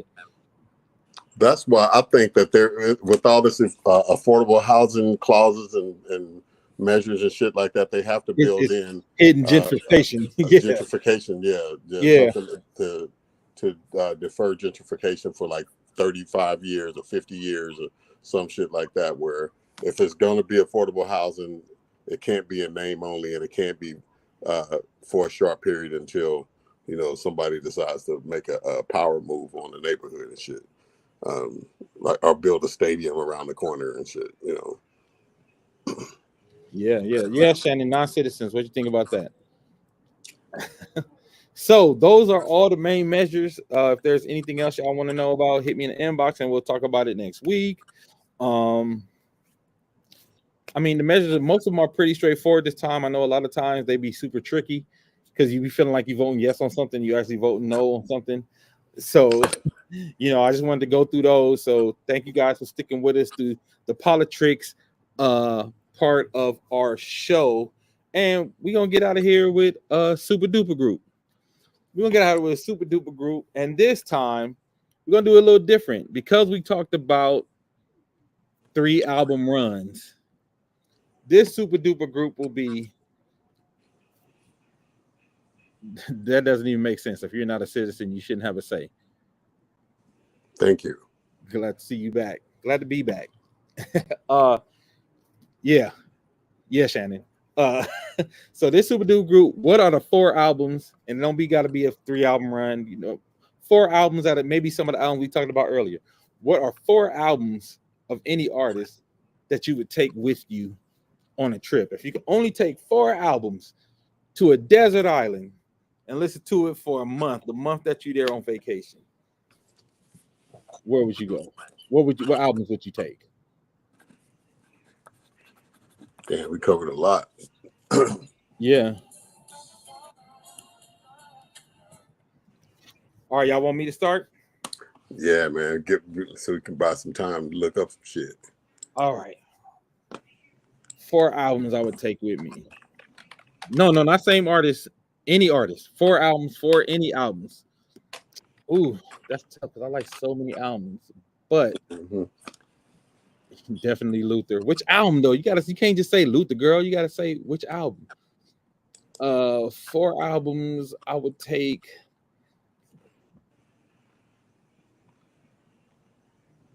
Outkast Aquemini. Gotta have that album.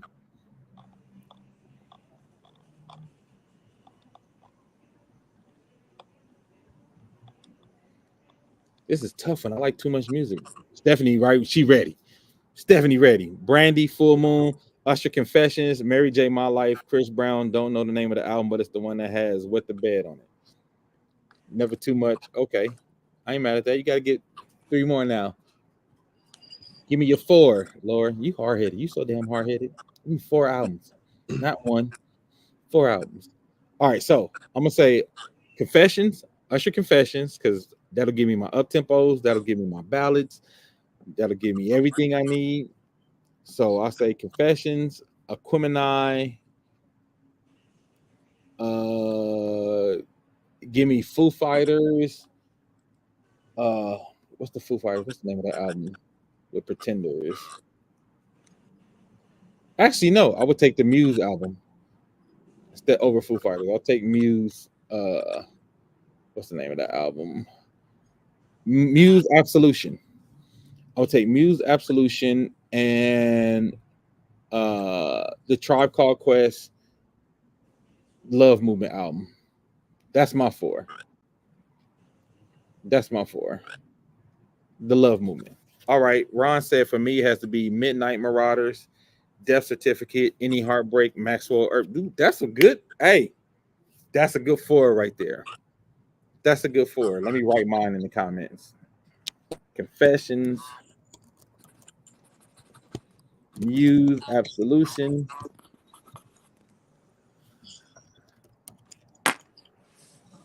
Aquemini,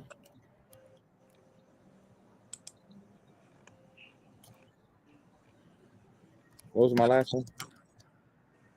Oh, the Love Movement. Try it. With that Find My Way album. I love that album. Pull it out and listen to it. All right. Honorable mention, Maze live from LA. I feel like everybody should get a 5th, and that should be the automatic 5th. 5th automatically should be Maze live in LA because that's just a feel-good record. It's a great record. Can't get over you. All right, anybody else got their 4? Laura, get your 4. Rex, you got your 4? I'm thinking it's hard. I think I went 5 over. So you got 9? You got 9? That's what they call it. It's also known as 9. Yeah. I got 5 too many. Just Street code 9. Okay, I'm gonna just do a little 4. So I'm gonna do.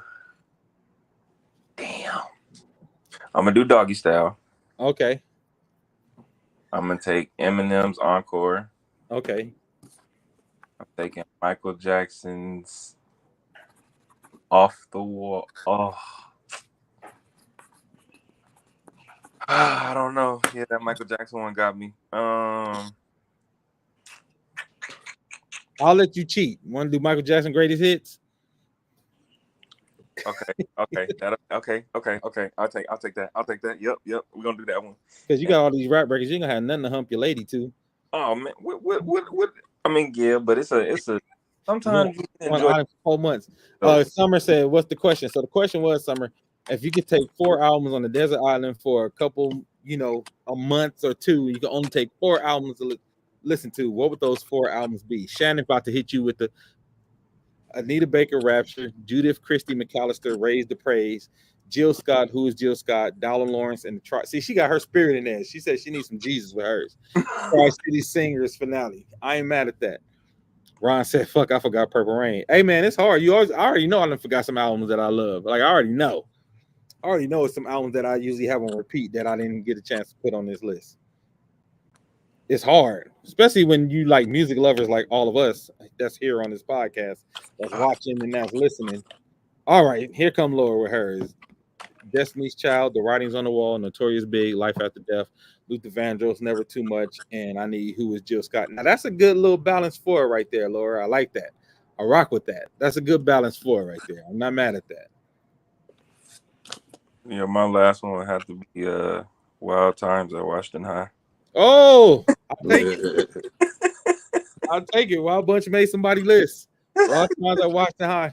I had to take that. Still one of my favorite albums from us. Hey, I know people think that every album we do is our favorite, but that's not true. oh man. Wild Times is one of my favorite, and the album that we are about to put out is my absolute favorite now. Yes, sir. I need something old school for my 5th one. Car Hop is always a bop. Now that's somebody who's been there from the beginning. That's somebody who's been there from the beginning. I got a Car Hop. What is that called that everybody was doing that nobody's doing anymore? NFTs. Yeah, I had Car Hop NFTs, Shannon. I gotta send you one. If not, we're gonna put the record out. We probably just drop Car Hop for everybody to get. Maybe we'll put Car Hop on our Bandcamp and everybody just catch the first record we ever did. Should we do that? Hell yeah. Should we do that? Should we just drop Car Hop on our Bandcamp for free? And y'all can pay whatever y'all want. 50 cents, $1, $5, whatever y'all want. Hell yeah. Do that at the top of the year to promote the new album. There you go. Top of the year. We're gonna drop Car Hop for everybody who's been there from the beginning. Stevie Wonder's greatest hits. You damn cheater. But that's a good one. All right, I got a list, bro. 1, 2, Ron 3, got 4 with an honorable mention. So I'm gonna go way back, and one of the albums that I would take would be Cameo's Knights of the Sound Table album. Oh, Lucky Dave's album Painted, his first album. That's a good album. Notorious B.I.G.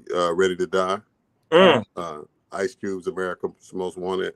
Uh-huh. And then my honorable mention would be De La Soul's Artificial Mosaic Thump. Ooh. Album. Ooh. Yeah, That was a dope album. That's a dope album. Ooh, I forgot about the album. That album is gonna get some what you call it? Gives a little competition. The Stakes is High for me. I love the Stakes is High album, but that album was crazy was dope with Chaka Khan on there. And all right, so I want to do y'all doing honorable mentions. I want and Rex had 9 shit. Let me do an honorable mention. My honorable mention would be The Far Side. Bizarre Ride. No. Log was the second one, Log Cabin, California. We're running. We're running. No, that's the Black Eyed Peas running. Oh, Rex. No, they had Running and Drop. Auntie Maddie. Oh, hey, Auntie. She said, Luther. I wasn't cussing too much on here, was I today? No. All right. Maddie, I probably was. Yeah, Auntie Maddie. Luther, Never Too Much, Isley Brothers, Anita Baker, Rapture, Al Green, Let's Stay Together. You can't go wrong with none of them. Yeah, you can't. No, that's that old stuff right there. You can't go wrong with none of them. Gotta have some brown liquor. Me, myself. 3 Feet High and Rising, Ron. 3 Feet High and Rising is an amazing album. And that album was one of the albums, if y'all don't remember, it kind of introduced the skit to hip-hop albums. That was one of the first albums that had a bunch of skits throughout with Prince Paul. Remember when they had like the game show and all that? That was one of the first albums to have a whole bunch of skits. Missy Elliott's second album. Yeah, that was a dope. Like we was talking about this earlier, Laura. We said Missy ain't really missed. Missed. Missy ain't missed. Hey, you know what else is a dope honorable mention is Redman's Muddy Waters album. Oh yeah, Great that's album. That shit was my favorite ridiculous. album. Honorable mention, Lil Kim Hardcore. Shannon, listen, enough people don't talk about how dope that hardcore album was. And not for a female MC, for an MC, period. Like that hardcore album, Kim went hard through the whole album. She had hit records, she had underground records, she had lyrical records. That album kind of had everything. Lil Kim had a crazy 3-album run too, if you think about it. Yeah. We forgot Kim on the 3-album run. What's the joint? Farside Drop, one of my favorites, in Your Mama. Drop and Running is I'll listen to the Running instrumental on repeat, just like when I'm driving to relax me. I love like when I'm feeling, if I'm in a bad space, feeling the bad spot mentally, that Running or the actual song they sampled it from. I forgot the name of it. I'm gonna find it, but the song they sampled Running from, I'll play that too. It just makes me feel better, man. Another song that just makes me feel better all the time. Two songs that make me feel better all the time. The Jacksons, Let Me Show You the Way to Go, and the Jacksons, Blame It on the Boogie. If you're ever in a bad mood, just put one of them two on, and you just make your soul feel better. Some songs just make your soul feel better. Let Me Show You the Way to Go is not a super popular Jackson song, but Let Me Show You the Way to Go and Blame It on the Boogie. 2 records that'll make you feel better. That Redman Muddy Waters was fire, Ryan. Yeah, man. I'll bump that shit today. You reminded me of it. Speaking of skits, because he had a bunch of crazy skits. On that He almost got his ass whooped behind one of them skits talking about MC Hammer. Yep. Oh yeah. MC Hammer said, "Don't you talk about my motherfucking mama?" He says, "Sir, yes, sir." And then they catch him out here on the West Coast somewhere when they got into it. Yep. I think, Yep. I think it was like I think he said the final Roscoe taping of or Yo something. MTV Raps or something like that. Yeah. When I'm down, hey, me too, Ron. We Are One is a good one when I'm feeling down. That is a good one. And you know what's another one? It samples We Are One when I'm feeling down. Is the California song with T.I. and all the niggas that's not from California. But that song jams. But it samples We Are One. Stephanie said, my honorary album is an album that does not exist that consists of Lil Kim, Foxy Brown, Eve, Queen Latifah, and MC Light. That would be the sickest. I wish the album did exist.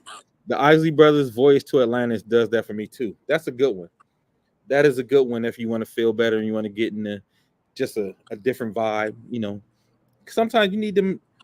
We're going to call those our mental health songs, y'all. The songs that help our mental health. The songs where you just like, you want to choke somebody at the office, you just get in the car, like, this is a song I'm going to put on and chill me out. Like I said, for me, it's the Jacksons, Let Me Show You the Way to Go. For some reason, the way the strings are on that song and goes into the verses and everything, like it just feels nice, soothing, and happy, but not overly happy. You know, just enough for you to feel a little better. Not too happy to piss you off. Like, can you feel it? If you're already mad, it might piss you off.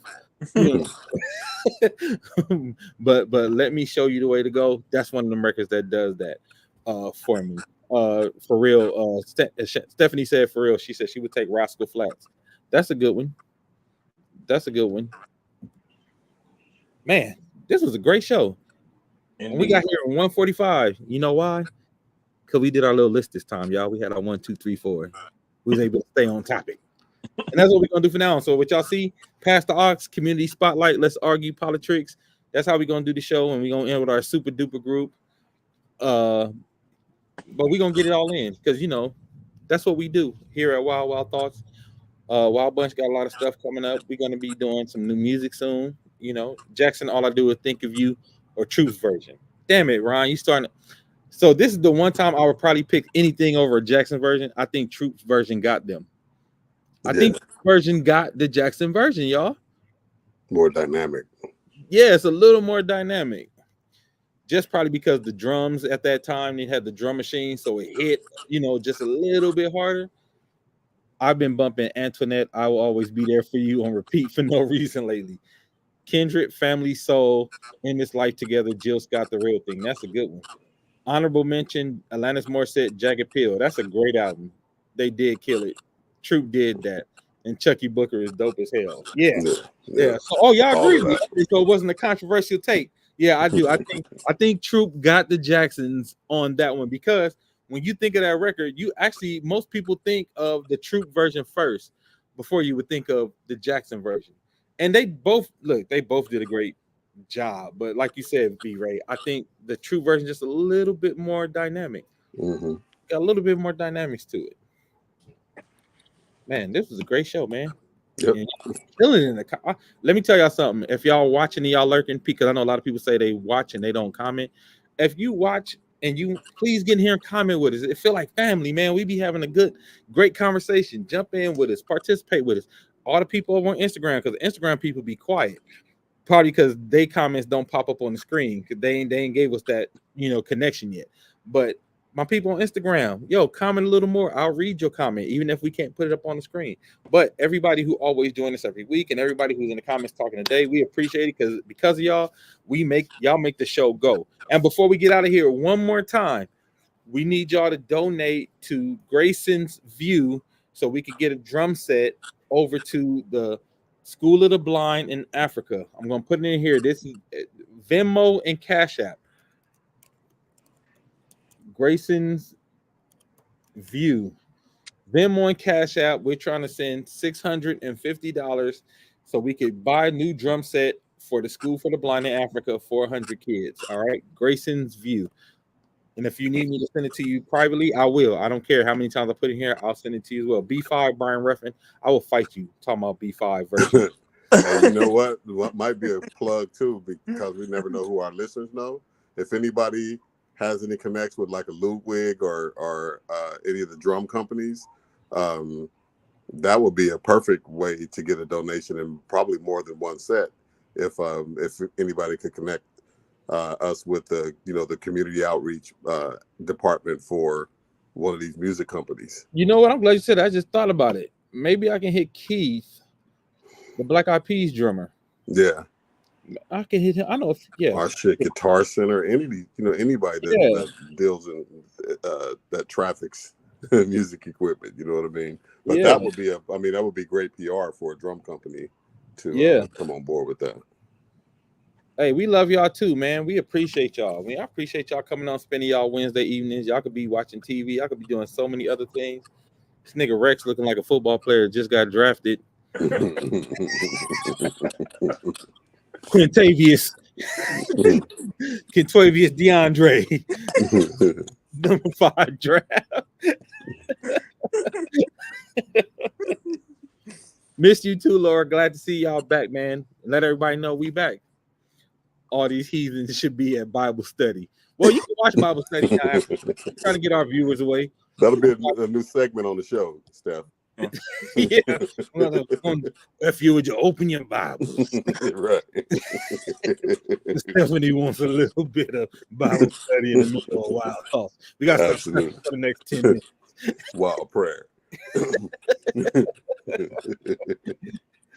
All right, y'all. We'll see y'all next time, man. Again, Grayson's View. Go donate, and we're gonna go talk to some people now that I thought about it. My brain, I'm a little slow sometimes, but we know a whole bunch of drummers that got what you call sponsorships and all that. Right. Reach out to them, see if we can get some more stuff, because they need more than drums. They need damn sure gonna need cymbals. yeah, them cymbals. I buy cymbals before I buy drums. The way this stuff sounded, man. Damn, bro. All of that, but I think we'll surpass 650 easily, man. Between with the spirit and the people that follow. Absolutely, So, I agree. So I think we're gonna do it. We can probably get more than one set for these kids if we can. Right. We're gonna get some stuff cracking. Like I said, I'm gonna reach out to my folks who I know who are sponsored drummers, because they might be able to help out with some free stuff. Love, peace, and hair grease. All right, y'all. Until next week, Wild Thoughts. Unless something crazy happens in between, we got to do another show. Shout out to my Lakers. They won last night. They looking good. You know what I'm saying? Shout out to father-son duo. Perfect. Yeah, first father-son duo. I thought that was dope. We'll talk about that next week. Yeah. They made history. Yes. And niggas is mad at it. So we'll talk about that. That'll be our Let's Argue next week. Right. All right, y'all.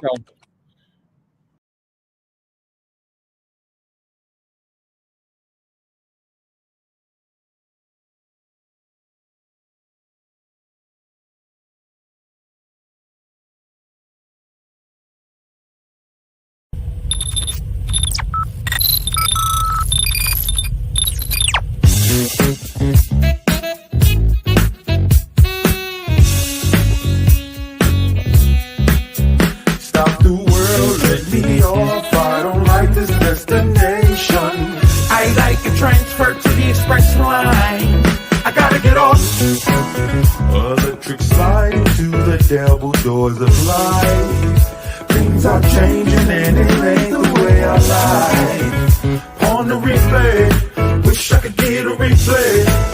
Don't mean to hold ya, but I wanna do over. Gas up the ship, shoot me a text and let me know when it is time. I wanna get off, I wanna get off. 1 star, would not recommend that we go far from here. I wanna get off, I wanna get off. A music podcast for the culture. Wild Thoughts.